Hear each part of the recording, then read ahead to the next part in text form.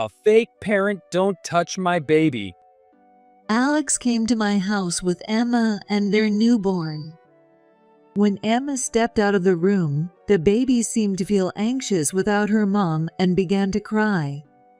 However, Alex made no attempt to comfort his baby. Seeing this, I tried to pick up my grandchild, but Alex raised his voice, stopping me in my tracks, and hurled those shocking words at me, leading to an argument between us. Just then, Emma walked back into the room and was stunned by what she saw. You don't know? Emma revealed a shocking truth to Alex, who had just done something unbelievable. My name is Catherine. I'm a 47-year-old pianist. I have a son, Alex. It's been 19 years since we became a family. I've had quite a tumultuous life. Alex isn't my biological son. When he was 3, I remarried his biological dad. In other words, he's my husband's child from a previous marriage. It seems his ex-wife left Alex behind when she left. From the moment I decided to remarry, I was determined to be Alex's mom. I was happy to be a family of 3, my husband and Alex. However, as soon as my husband and I got married, he started seeing someone else and divorced me. To escape from raising a child, he dumped Alex on me. There's no way I can raise a kid. I'll pay you money. So, I'm begging you. He said that and ran off to his mistress's place, refusing even to meet us. I tried visiting several times and explained the situation to his mistress, but she threatened to call the police and shut the door. I also went to explain things to his parents, but they treated me the same way, leaving me completely helpless. Everyone just kept passing Alex around. Feeling utterly lost, I even thought about putting Alex into foster care. But seeing Alex cling to me, crying and refusing to let go, I just couldn't abandon him. Even though only a year had passed since I married my ex-husband, Alex was so honest and pure at that time. Having never been properly loved by his real parents, he probably felt he could trust me for taking care of him. As I threw myself into raising him, he grew very attached to me. Because of that, I decided to raise him myself. I ended things with my ex-husband on the condition that he'd pay alimony and child support, and I committed myself to protecting and raising Alex. However, when Alex became a college student, he saw my photo album I had in my room and found out he wasn't my biological son. Realizing that his dad had abandoned him, Alex became reckless and started taking out his frustrations on me. Whenever something upset him, Alex would throw things at me, and sometimes he even destroyed the walls. He probably couldn't forgive me for keeping everything a secret. Every time he acted out, he hurled insults at me. Please, Alex, stop this. You're going to destroy my house. Shut up. You're not even my real mom, so don't act all high and mighty. Now that Alex was in college and had grown stronger, there was no way I could stop him. He destroyed everything in the living room. If you're not my real parent, then I don't have any reason to listen to you, right? Don't try to control me anymore. He left me with those cruel words and disappeared into his room. This led him to stop going to college and to get involved with bad boys. He hardly ever came home, leaving me feeling completely helpless. It might be hopeless. The one who saved me was Alex's childhood friend, Emma. Emma was a student at my piano school and also Alex's girlfriend. She was such a good girl, far too good for Alex, and she often tried to reason with him. Thanks to Emma, Alex eventually turned his life around and started attending college again. Because of that, he managed to graduate college and got a job at a factory. He and Emma even got married. But things between Alex and me remained strained, and he barely spoke to me. I'm only around you because of Emma. If it were up to me, I wouldn't even want to see your face. He continued to treat me coldly. Emma tried many times to convince him, but it seemed this was the one thing he couldn't compromise on, and his attitude towards me never changed when they were alone. How long is Alex going to keep up that attitude? He's an adult now, a working professional. It is time for him to change his attitude. Thank you, Emma. You've had to deal with so much, even before you got married, and now, even after, you're still putting up with this. I'm really sorry. Don't worry about it, Catherine.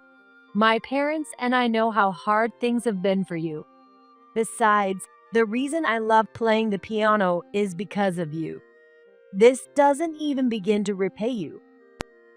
Emma's smile as she said this warmed my heart. Hey, Catherine, can I see that piano again today? Of course. Emma's favorite is the crystal piano in my practice room. I use it only once for a performance, but Emma happened to attend that concert as part of a school event when she was a child. Since then, she's been absolutely in love with the crystal piano. She'd often peek at it to boost her motivation for practice. One day, I'd love to let the kids hear the sound of that piano. When you become a preschool teacher, Emma, I'll come to your school and give a concert. Really? Emma's dream is to become a preschool teacher, and she's almost finished with her degree. Just as she was pursuing that dream, Emma discovered she was pregnant. By the time they realized it, she was already past 22 weeks, so both Alex and Emma decided to go through with the pregnancy. After the stable period passed, they got married, and from there, it was a whirlwind. They prepared for their baby goods, attended checkups, and handled paperwork, and time flew by, and suddenly, the birthday was here. And today, I'm going to meet my grandchild for the first time. I couldn't visit during Emma's hospital stay to give them some space, but she called after being discharged and said they'd be coming over with the baby. Alex would be coming too, and I couldn't help but feel a mix of nerves and excitement.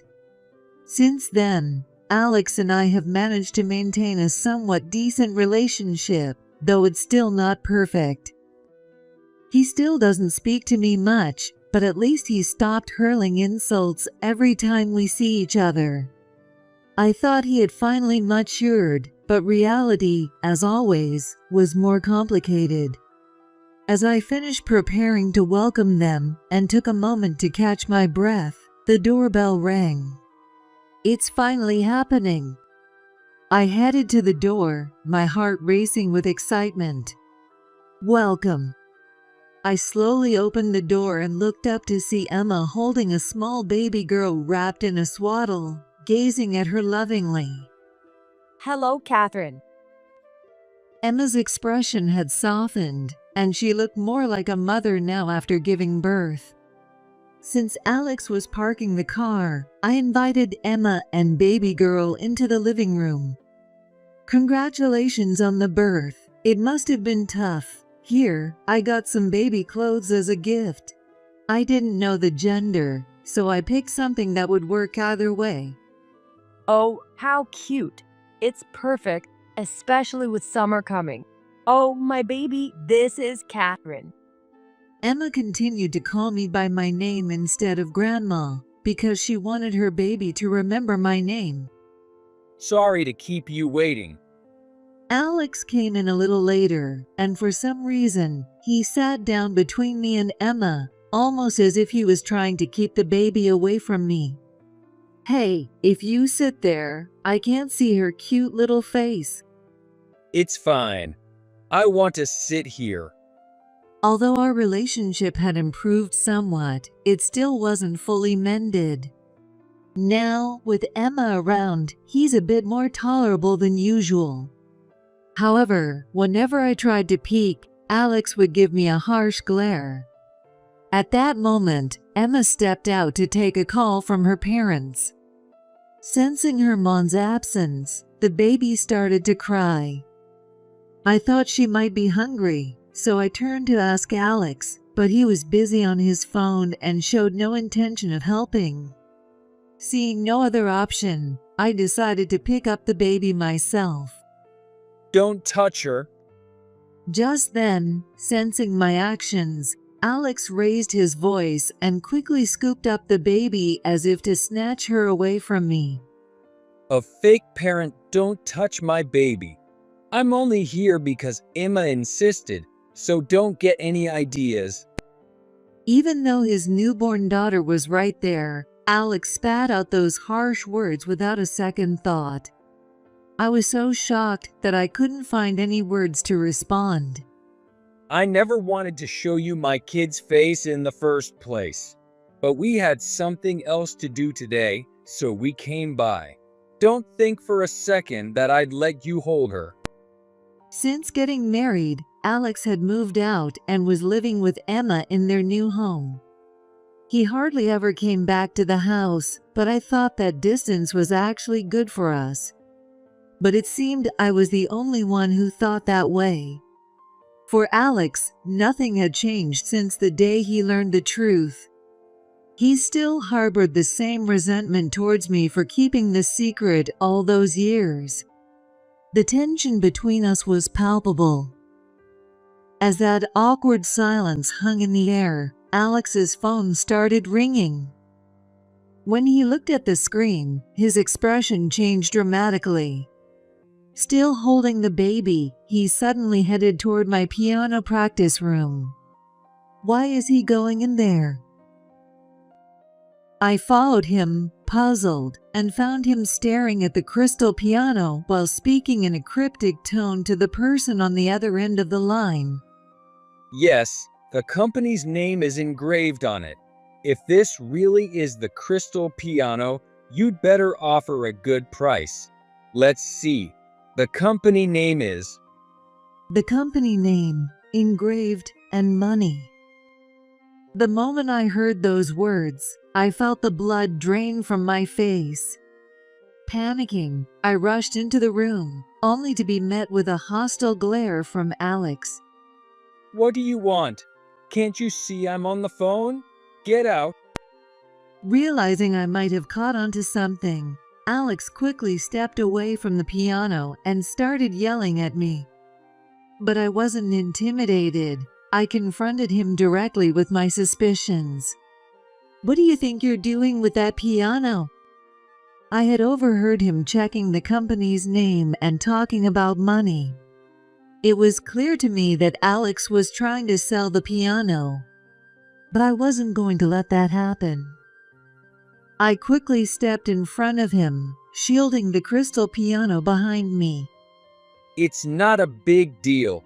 A friend told me it's a rare piano, so I was just checking its value. Alex, using a tone he usually doesn't, was clearly trying to downplay the situation. His casual attitude only made me more furious, and I couldn't help but frown. That piano is more precious to me than my own life. If you're planning to sell it, I won't allow it. What gives you the right to even think about doing such a thing? It's beyond outrageous.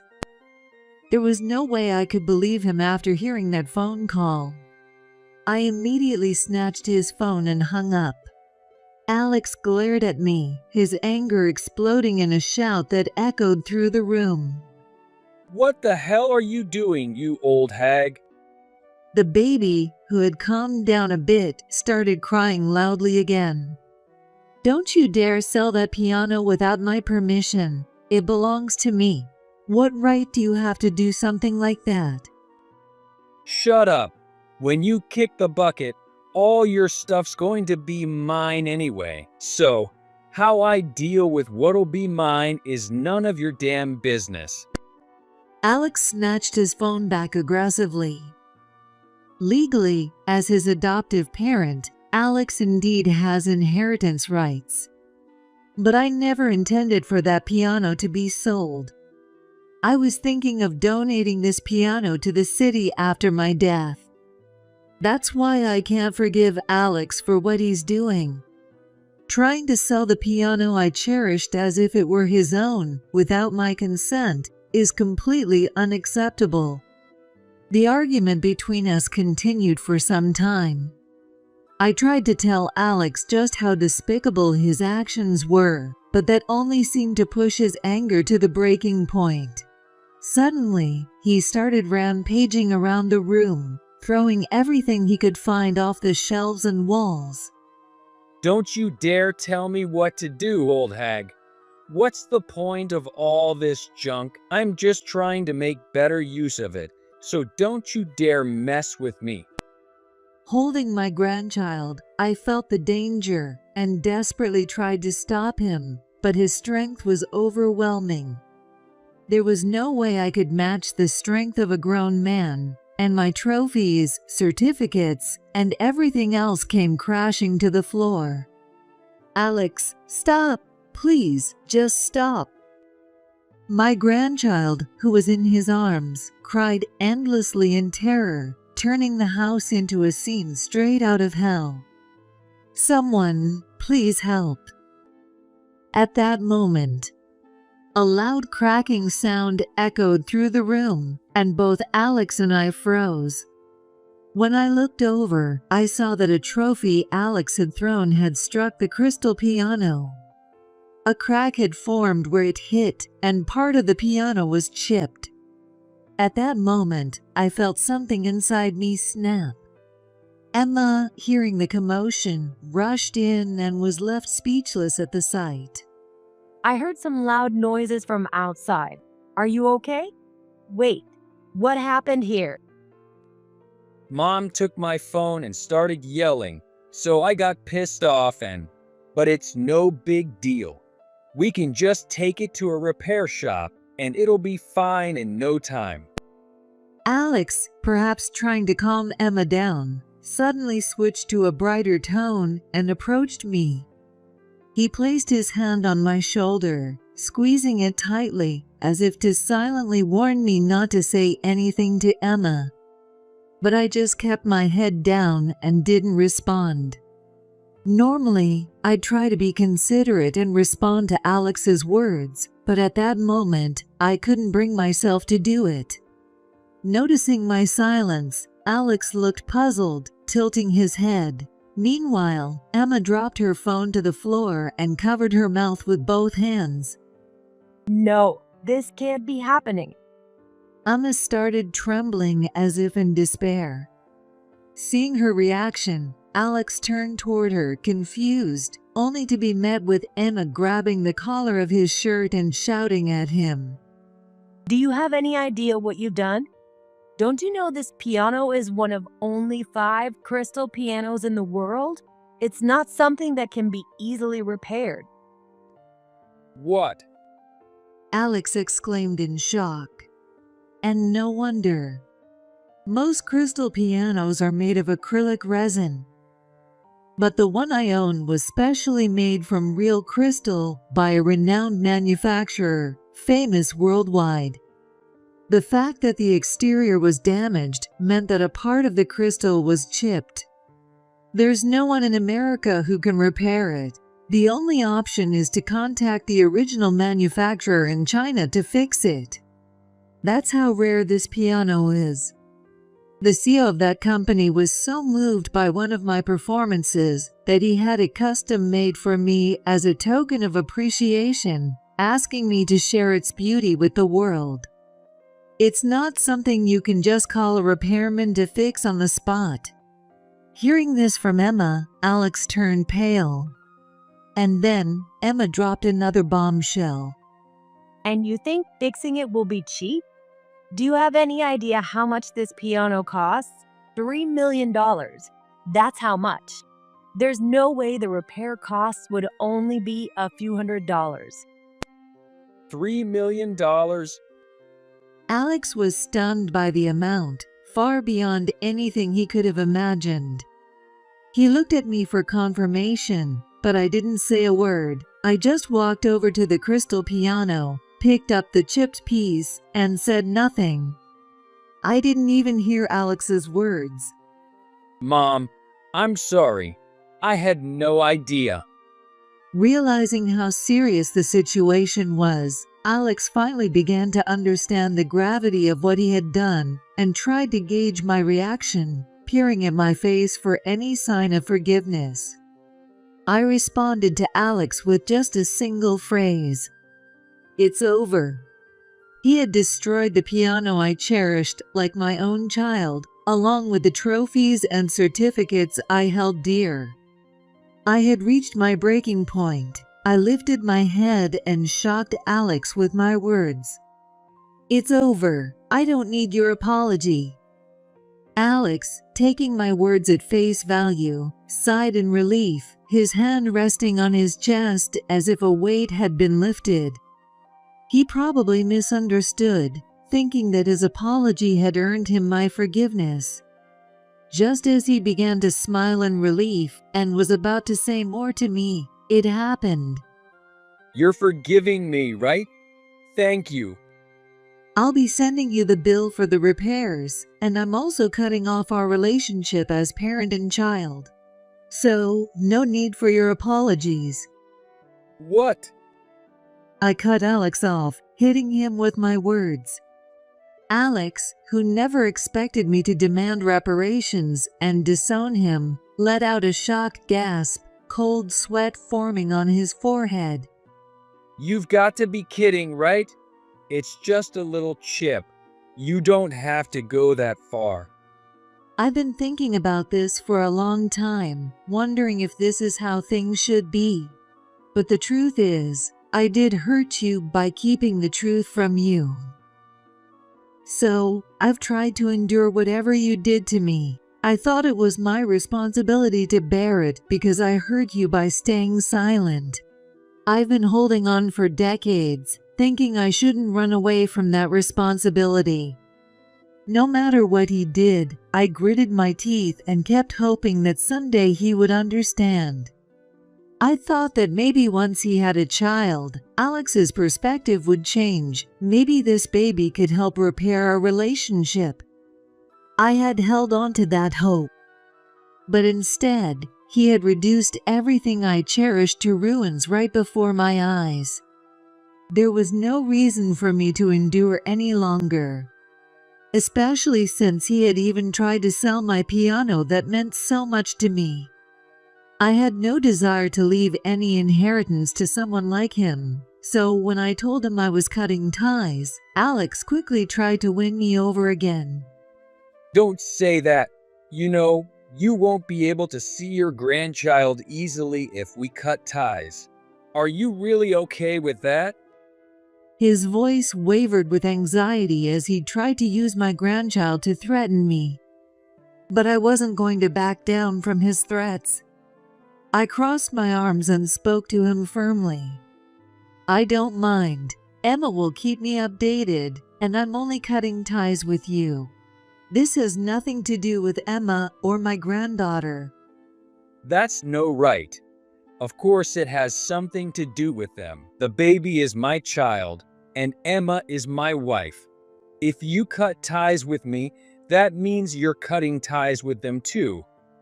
No, it doesn't. Emma cut him off sharply, seeing through his desperate attempt to threaten me further. She took the baby from Alex as if snatching her away and looked at him with a gaze full of contempt. This only affects your relationship with Catherine. It has nothing to do with me or the baby. There's no law that says I can't see her, so of course, we'll still visit. What nonsense are you spouting? Alex was stunned, clearly not expecting Emma to turn against him and side with me. As soon as she took the baby into her arms, the little one calmed down and began to sleep peacefully. You're just going to abandon me? You can't even properly take care of a newborn, and you've trashed this room. On top of that, you don't even respect other people's belongings. Who in their right mind would defend a worthless jerk like you? It's ridiculous. Emma bluntly stated the hard truth. Her sharp words filled me with a sense of relief and satisfaction. Catherine is like a mother to me too. If you can't respect someone who's important to me, then you're not needed in my life or this baby's life. That's more than enough reason to leave you. It seemed this was the first time Alex had been spoken to so harshly, and he was devastated by Emma's words. He could only look at her helplessly, with no sign of a rebuttal. Seizing the moment, I hit him with my own words. And by the way, don't think it's just the piano repair costs. I'm going to charge you for everything you destroyed in this room. The moment Alex heard that, he snapped back to reality and turned his gaze toward me. If you do this, it'll make life harder for Emma and the baby. Is that what you want? I couldn't believe he still thought he could continue living with Emma and the baby. Emma, who had been listening beside him, was just as shocked, her mouth hanging open in disbelief. You're only supposed to punish me, but if you demand the repair costs, it'll affect Emma and the baby too. Is that really what you want? Aren't they important to you? Hearing this empty threat, I couldn't help but sigh. He probably thought this would make me back down. But that wasn't going to happen. Because it wasn't me who responded, but Emma. Don't assume we'll be the ones who suffer. I'm divorcing you. We'll be just fine. What? Alex was thrown off balance by Emma's mention of divorce. I was astonished that he hadn't noticed this was coming, even after hearing the conversation. Divorce? What kind of nonsense is that? We just had a baby, and this is the time to work together as a couple. How can you even think of splitting up now? And you think a man who still destroys things in a fit of rage, even with a newborn in the house, is someone we need as a father? Alex desperately tried to convince her otherwise, throwing out arguments left and right. However, as each of his arguments was systematically shut down, the color gradually drained from his face. No matter what he tried to say, Emma counted his words, and to top it off, he realized that I had completely abandoned him. Realizing that he was no longer needed, he suddenly began to panic. You've been blaming Catherine for staying silent all these years, throwing tantrums in the house like a child. Do you even know how old you are? You're not some kid who doesn't know right from wrong anymore, yet you still act like this. Who needs someone like that around? We're better off without you. Faced with this harsh reality, Alex shook his head in denial, as if trying to escape the truth. It's unthinkable. If I imagine my own child doing something like you, I'd be devastated. So, it's over. I'm divorcing you. Emma glared at Alex with a steely gaze. Please reconsider. Never expecting things to come to this, Alex desperately apologized and begged Emma to reconsider. I don't want a divorce. I don't want to leave you, Emma. That's impossible. You still behave like this toward your parent who raised you. Who could trust you to take care of a child? You have no trust, no reliability. There's no point in staying married to someone like that. It was a perfectly reasonable statement. However, Alex had never been spoken to so coldly by Emma, and the shock left him utterly defeated. He looked down with no answer. I'm glad I found out your true nature before my baby grew up. I thought you had matured and settled down, but it turns out people don't change that easily. I've learned that the hard way. At that moment, I noticed how much pain was etched on Emma's face. She must have placed her hopes on Alex as well. She had hoped that having a child would turn him into a loving father who cherished his family, placing her last bit of faith in him. But instead, he had utterly betrayed her trust and destroyed something so precious to someone else. Emma was the one who was truly heartbroken. Just thinking about what she must be feeling made my heart ache. But Alex remained silent, oblivious to her suffering. Unable to bear it any longer, Emma finally asked him, Why did you go on such a rampage? Well, Alex averted his eyes uncomfortably. That makes sense. He couldn't possibly admit that he had been caught trying to sell the piano and lashed out in anger as a way to vent his frustration. However, Emma wasn't going to let Alex off the hook that easily. If you don't speak up, I'll make sure all our friends know about this. Realizing he had no other choice, Alex finally confessed. I was trying to sell the piano. The moment he said that, Emma flashed a frightening smile and covered our child's ears with both hands. Could you cover your ears for a moment, please? Then she turned to me and smiled. What is she going to do? I wondered as I watched. Emma took a deep breath and then, to my surprise, yelled at Alex with a voice that shook the room. I thought you said you paid off that debt. Alex let out a small scream, collapsing to the ground in fear, visibly shaken by the force of her voice. Even I, standing nearby, was shocked by the intensity of her outburst. You told me when I was pregnant that you had some stupid gambling debt, but that it was paid off so we could get married. What? It turned out that Alex had a debt of $60,000 right before he married her. He had lost badly in gambling, and in an attempt to recover, he kept gambling, racking up a $60,000 debt. Alex, believing he couldn't marry Emma without paying off his debt, lied to her, claiming he had settled it and planned to sell my piano to cover the remaining debt. When I heard this, I trembled with anger, glaring at Alex. No, I wasn't really trying to sell it. I was just curious about how much the piano was worth, so I checked. I wasn't planning to sell it to pay off any debt. Alex forced a nervous laugh, trying to cover up his intentions. Frustrated, I demanded that he show proof of repayment. Then show me the receipt that proves you paid it off. What?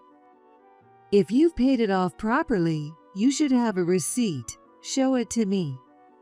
Well, I didn't get a receipt, so I can't really prove it. Alex mumbled, avoiding eye contact as his eyes darted around the room. Seeing his pathetic behavior made my anger boil over, and I could feel the veins pulsing at my temples. Don't even think about trying to lie your way out of this. You can't fool me. Alex had never been yelled at by me before, and he let out a pitiful cry. The more he spoke, the more my frustration grew. I never wanted to throw my past kindness in his face, but after being repaid with such betrayal, there was no way I could forgive him. I'm done thinking of you as my son. What do you mean by that? Ignoring his question, I took out my phone and immediately contacted a lawyer I knew. Oh, you can come right away? Thank you. That's a big help. Who are you calling? A lawyer I know. They'll be here soon, and we'll discuss everything with them. Hearing this, Alex's lips began to tremble. He probably realized what was about to happen. Desperate, he clung to my legs, crying and begging for forgiveness. Mom, I'm sorry. I was wrong. I won't sell anything, and I'll pay for the damages, even if it takes me a lifetime. Please don't dissolve the adoption. No matter how much he cried and pleaded, I had no intention of forgiving him. Having finally made up my mind to end our parent-child relationship, I spoke to him without hesitation. I'm glad you can see where this is going. If you were so perceptive, maybe you should have thought about the consequences before acting. Too bad for you.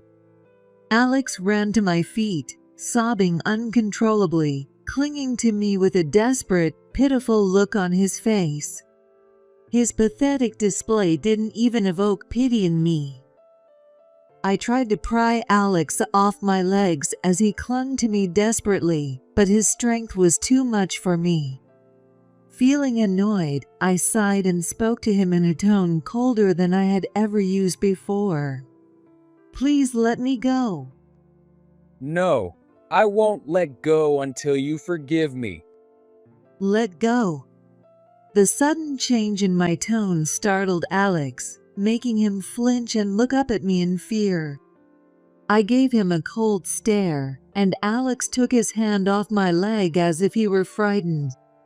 No matter how much you apologize, I have no intention of forgiving you. It's pointless. Paying for what you've done over your lifetime is the bare minimum, and it's not even a condition worth considering. No way. Faced with the harsh reality that nothing he did would change my mind, Alex was at a loss for words. I knelt down in front of him, looking him straight in the eye. Do you have any idea how much it hurt to apologize over and over and never be forgiven? Thinking that agreeing with me might save him from being disowned, Alex's tear-streaked face lit up with a glimmer of hope, and he nodded desperately. I understand. I really do. I realize now how terrible I've been. I'll make up for it from now on, so please. Then, do me a favor, and don't ever show your face to me again. What? His voice was high-pitched with disbelief. I delivered the final blow to crush his hopes completely. To be honest, I don't want to see your face anymore. I don't want anyone to know that someone as pathetic as you is related to me. So, we're going to dissolve the adoption. You're on your own to deal with the debt you've accumulated. No. Realizing it was all over, Alex collapsed to the floor, and shortly after, the lawyer arrived. After that, Emma and I discussed the future with Alex in my home, with the lawyer present.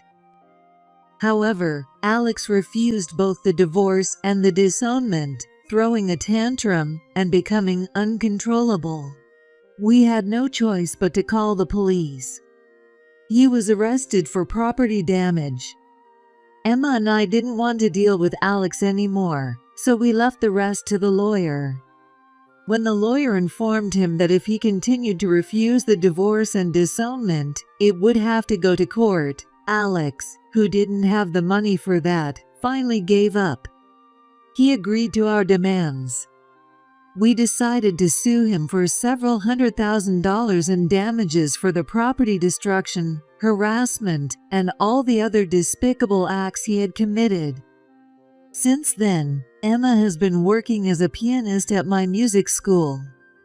Being a single mother and taking care of her child is incredibly challenging. So I suggested she teach piano to the children at my school during her free time while raising her child. We even perform together now. Children who come to our performances are drawn to the crystal piano, just like Emma was back then, and many of them have started attending our school. One day during a performance, Emma and I played a duet on the crystal piano. Our perfect harmony caught everyone's attention, and we were featured in the local newspaper. From there, our reputation gradually grew, and now many children come to learn at our school. After that incident, I tearfully apologized to the CEO of the company that made the crystal piano. He immediately brought a repair team to the US to fix it. And within less than a week, they had repaired the piano. In return, he asked me to perform in China, offering to waive the repair costs in exchange for a free concert. Moved by his generosity, I decided to take Emma and my granddaughter to China next month. Emma and I laughed as we talked about recording the performance, so that one day my granddaughter would also come to appreciate the beauty of the piano.